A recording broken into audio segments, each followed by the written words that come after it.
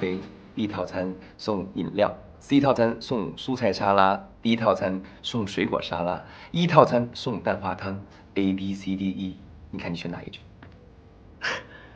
那就选 A 套餐吧。咖啡可以提神，但如果产生依赖，会对人的正常作息时间和生活工作产生副作用。据我了解，雷小姐的肠胃不是很好吧？像你这种肠胃不好的人，最好不要喝咖。你好细心啊，那咱们就选 B 套餐吧。B 套餐，很多商家现在投机倒把，比如说一杯草莓汁里面可能只有1个草莓，如果不是现榨果汁的话呢，里面会有大量的食品添加剂啊、防腐剂等东西，对人体也有伤害。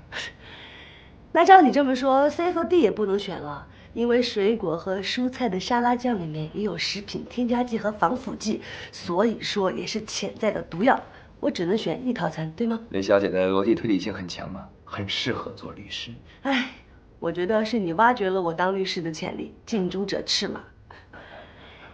李律师啊，那我选 E 套餐应该没有问题了吧？也不是绝对的，只是相对 A、B、C、D 来讲，它还算比较靠谱。李志律师啊，我觉得你实在是太幽默了。不敢当，不敢当。好吧，我们点点东西吃吧。民以食为天嘛，我们先点菜。服务员，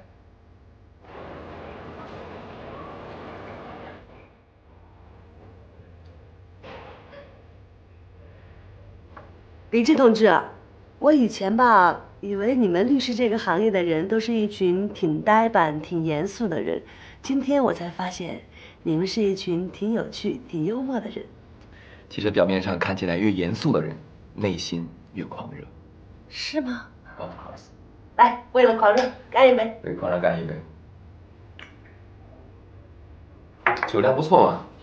那必须的。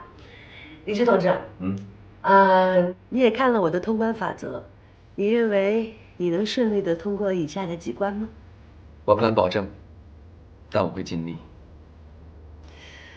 我的要求可是很严格的。我做事也是很严谨的。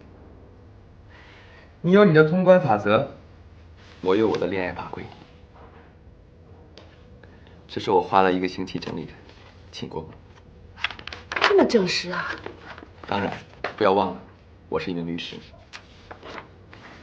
第1条，本法规是李志和雷闪闪恋爱关系的基本准则。第2条，李志和雷闪闪双方实行求婚后恋爱约束，不找小三，不搞外遇，男女平等的恋爱制度，保护恋爱双方的合法权益。第3条，李志和雷闪闪在双方自愿的前提下发生性关系，并且实行计划生育。第4条，李志和雷闪闪，不好意思啊，李志同志，这个恋爱法则一共有多少条啊？一共有222条。222条。没错。那这样吧，我还是自己拿回家慢慢的阅读吧。不，这样不好。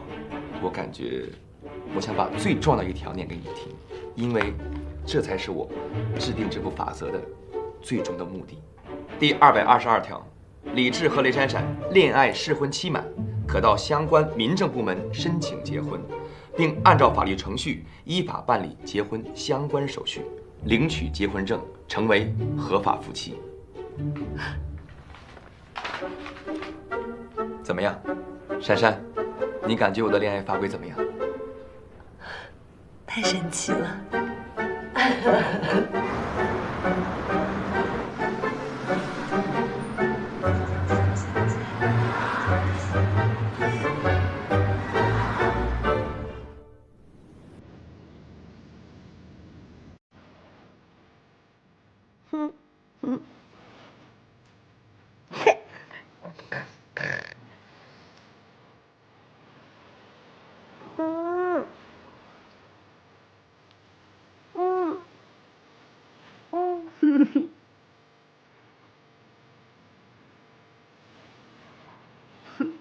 讨厌。快醒醒吧你！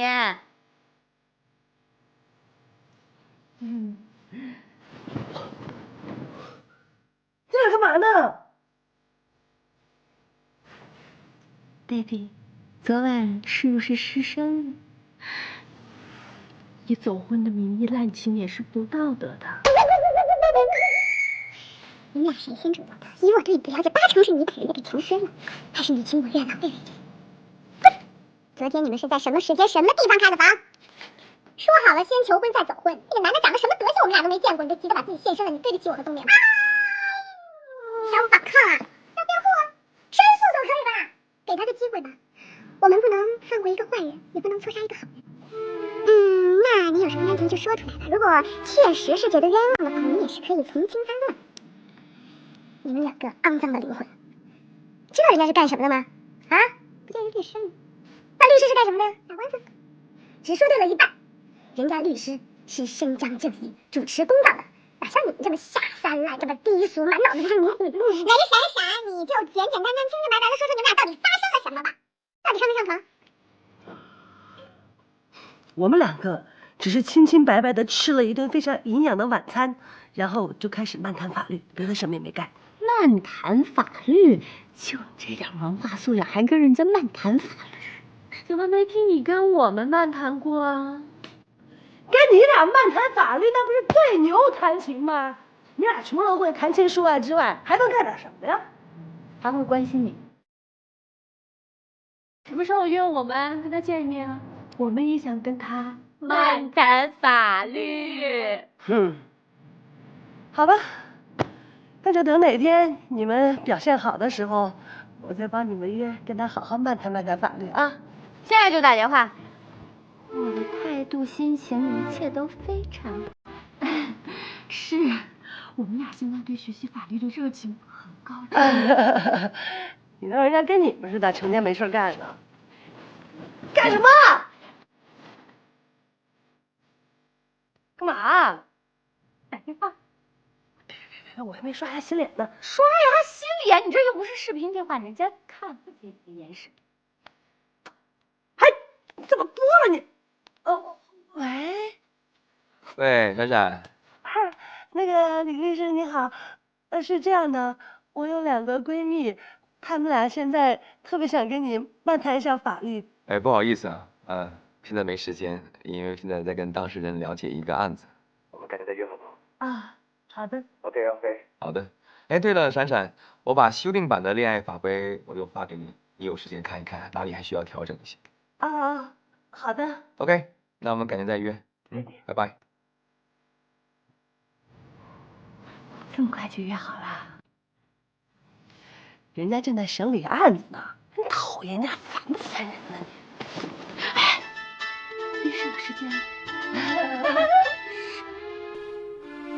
喂，嘿，田总。喂，林闪闪，你在哪里呀？啊，我在马房那个什么，跟闪闪079在一块儿，我去看看他那个什么。